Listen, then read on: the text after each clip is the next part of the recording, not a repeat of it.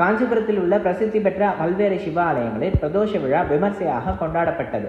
அந்த வகையில் காந்தி சாலையில் அமைந்துள்ள பழமை வாய்ந்த முத்தீஸ்வரர் ஆலயத்தில் அறங்காவலர் குழு தலைவர் சரவணகுமார் தலைமையில் நந்தி பகவான் மற்றும் மூலவருக்கு சிறப்பு அபிஷேக ஆராதனைகள் நடைபெற்றது.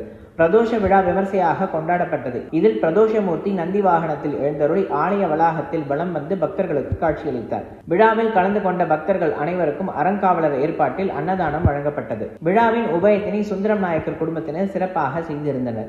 இவர்களுக்கு ஆலய நிர்வாக சார்பில் பிரசாதங்களும் பொன்னாடையும் அணிவித்து ஆசிகள் வழங்கப்பட்டது.